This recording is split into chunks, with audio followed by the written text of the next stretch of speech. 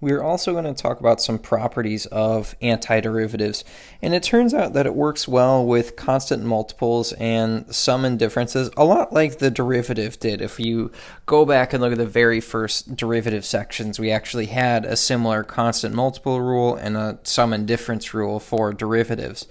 So a constant multiple rule essentially says, you know what, you can take any constant multiple as long as it is a constant, and you can factor it to the front of the integral. So as long as this is only a constant, you can pull that out to the front of your integral and then evaluate the rest. So you would just then find the antiderivative of this function right here. And it's just a way to simplify things and break it down a little bit more, just so that the function that's inside of the integral is a little bit easier to manage. Similarly, sum, and I'll actually say sum and difference rule as well. If you have f of x plus or minus g of x, then we can kind of take this integral and distribute it over your addition and subtraction. You can say, okay, I want to integrate f of x dx plus or minus, and then integrate g of x dx. So we're just breaking these integrals down into smaller pieces, which I think is really helpful when we're first starting off here in this section, when it's still such a new idea. So we may, in fact, oversimplify some of these, but going forward, you may just use these rules without even thinking about it most of the time. So in example 2, we're just going to look at some other integrals here. So first up, I've got 3u to the minus 2 minus 4u squared plus 1 du here. So the first thing I would do is I would say, hey, look at this. I've got a bunch of minus, a bunch of pluses here. Let's use that sum and difference rule. So I can split this up, and I can say that this is really 3u to the minus 2 du minus times the integral of 4u squared du plus the integral of 1 du. And you could actually simplify this further if you wanted to. You could say, all right, I'm going to factor out these constant multiples of a 3 and a 4. I don't think it's really worth it to do anything over here with that 1. But if you want to, you can factor out the 3 and the 4 and say 3 times the indefinite integral of u to the minus 2 du minus 4 times the indefinite integral of u squared du plus over here integral of 1 du. So each one of these is u to some power. So we're going to treat it just like we treated x to some power, right? So we talked about our power rule here. We said for antiderivatives, the steps are right here. We want to add 1 to the power and then divide by that new power for each and every one of these. So here, I'm going to say 3 times here. Let's add 1 to the power. So be careful with that negative sign. This is really u to the minus 1 power if I add 1 to the power. Divide by that new power of negative 1. Minus 4 times here, if I add 1 to the power, I will have u to the third power divided by that new power of 3. Plus, this one's a little bit tricky. I think dealing with constants at first here is pretty tricky.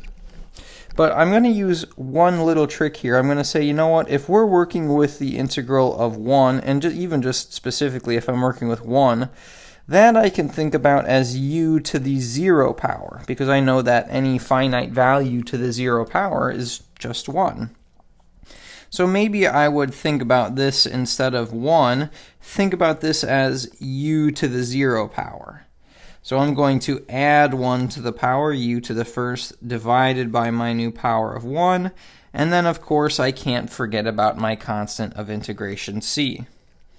So after I simplify this, maybe clean it up a little bit, I should have negative 3u to the negative first power, minus, here I'm probably going to write this as minus 4u to the third over 3, plus u to the first, plus c, and here is my family of antiderivatives, or my indefinite integral here. So you don't have to show these first two steps if you don't want to. And in fact, as we get more and more comfortable with these examples, I think we will start to skip those steps just to save time and just because we're going to be doing these rules without even really thinking about them. So let's look at a few more examples. Part B, I want to integrate 5 over t squared plus 4t squared dt.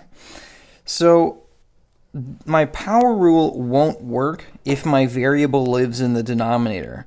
Remember, we kind of had to deal with this in way back when we talked about derivatives.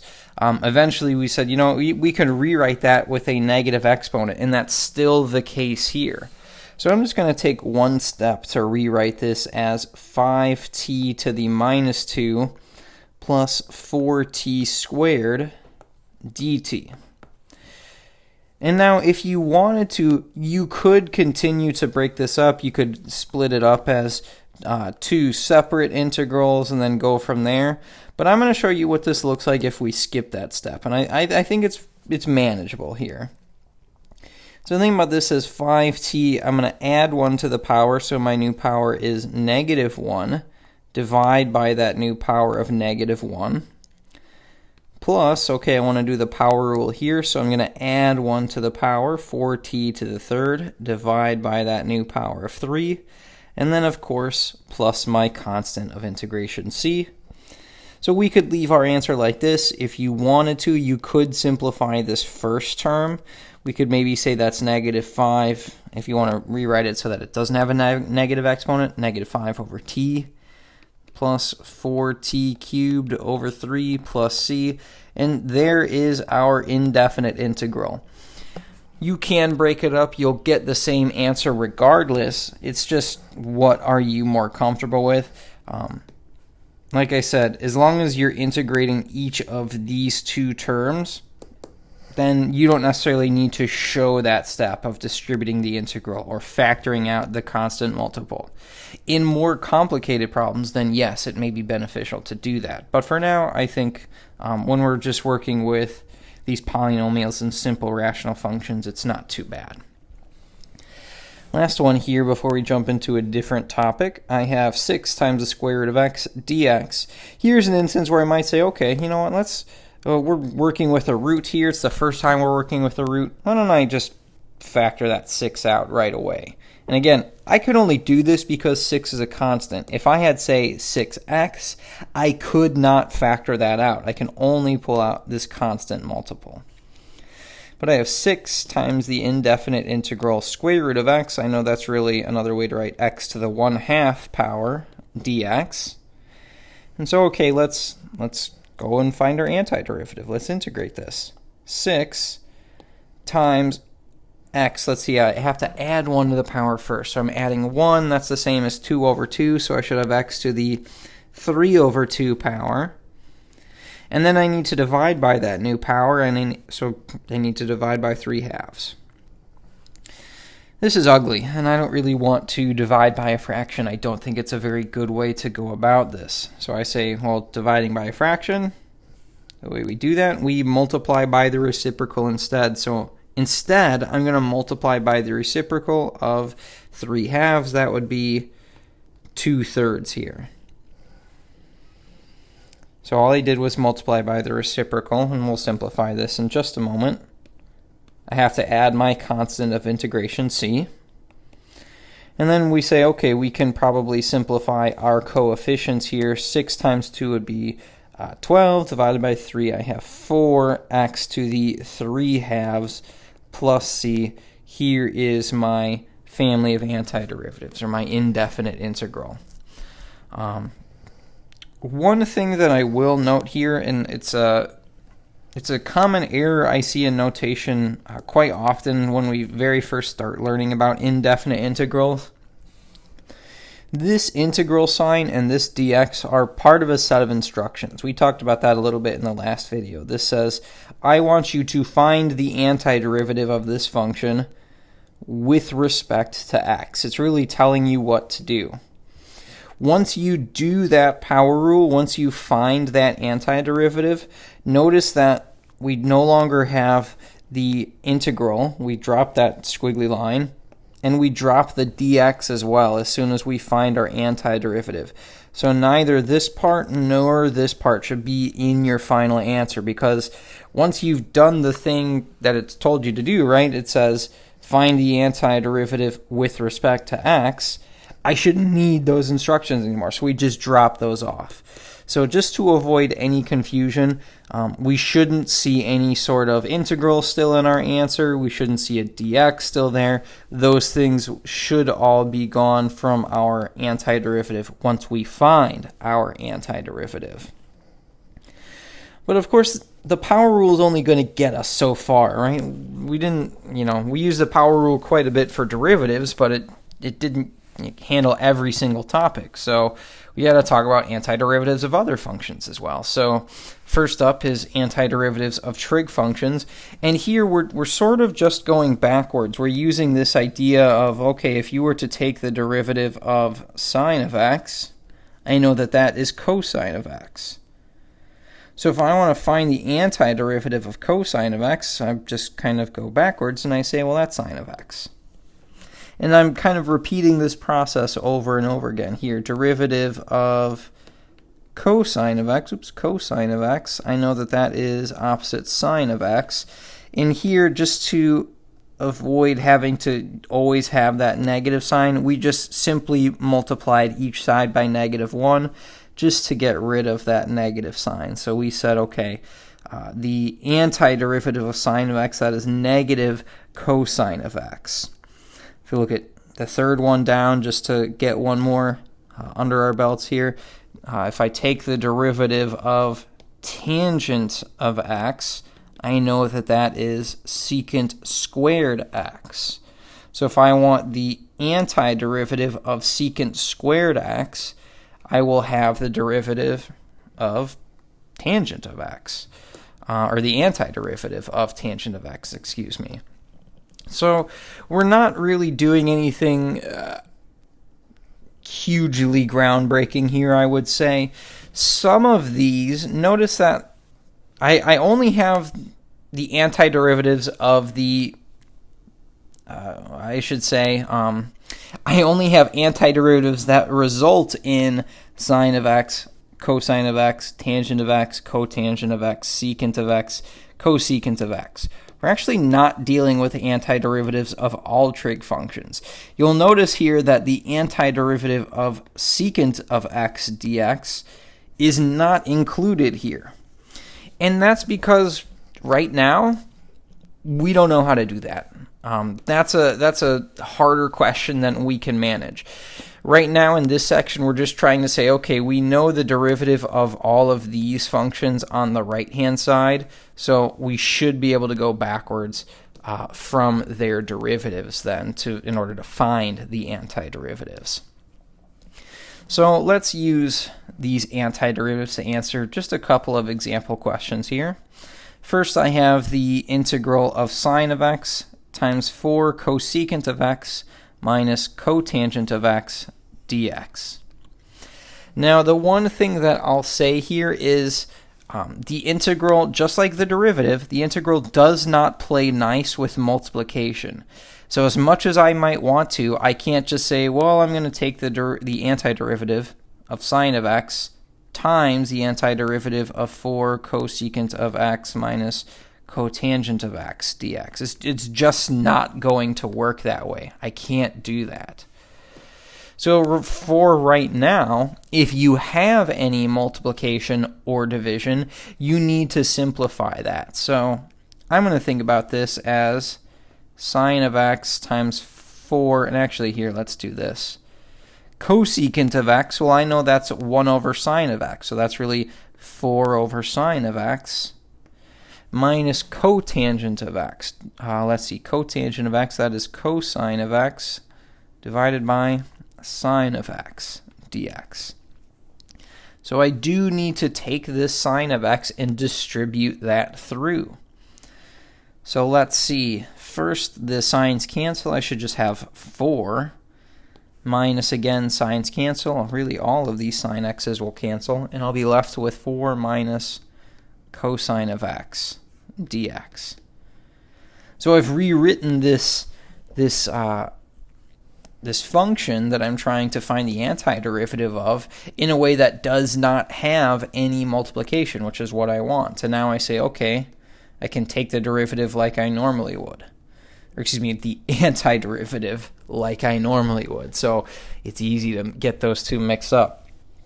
If I want the antiderivative of 4, remember that 4 is a constant. We can really think about that as 4x to the 0 power, because I know that x to the 0 power, that's equal to 1. 4 times 1 is just 4, so that's exactly what we have. So if you need to write that as 4x to the 0 power so that it makes your power rule a little bit easier to do. 4x to the 0, that's going to be 4x to the first power divided by my new power of 1.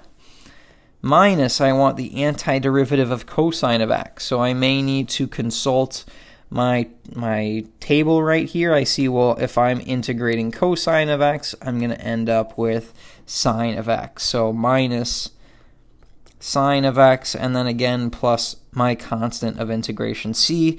We're going to get sick of hearing that, but we're going to do that in every single problem. This term I would probably simplify just to make it look a little bit nicer. 4x minus sine of x plus c. There is our antiderivative. Let's look at one more here. This one I don't really have any simplifying to do. I have the integral of cosecant squared theta plus 1 d theta. So I'm integrating with respect to theta. So actually here I think I will maybe rewrite this as cosecant squared theta. Remember that 1, I can think about that as theta to the 0th power d theta. And I'm only using theta here because that's the variable that I'm integrating with respect to. If I said dx here at the end, if I had an x here instead of a theta, then I would have said x to the 0 power rather than theta. But I'm just looking at what variable do I want to integrate here. And cosecant squared theta, for right now, if you can't simplify this, which it doesn't really look like I can anymore, we just have to say, well, I hope that cosecant squared is the derivative of one of my basic trig functions. Okay, well, that's the derivative of cotangent of x is negative cosecant squared. So if I'm going backwards, if I want to integrate cosecant squared x dx, I should end up with negative cotangent of x plus c. So I should end up with negative cotangent of, in this case, theta, because that's our variable. And I won't say plus c because we still need to integrate this term as well. Remember, theta to the 0 power, that's really going to be theta to the first power divided by my new power of 1. And now plus my constant of integration c. Hey, there we go. There is our derivative. Or excuse me, our antiderivative. You can check your work on every single one of these. So once you arrive at your answer, if you are unsure, take the derivative. So if I'm calling this capital F of x, what's capital F prime of x?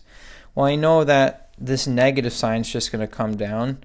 Derivative of cotangent, that's negative cosecant squared theta.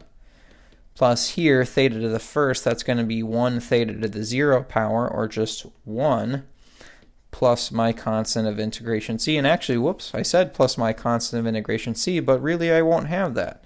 Remember, this is a constant. The derivative of any constant is 0. So we should be able to take the derivative. We say, okay, opposite negative is really plus a positive. This is cosecant squared theta plus 1. That should be exactly what we start with here.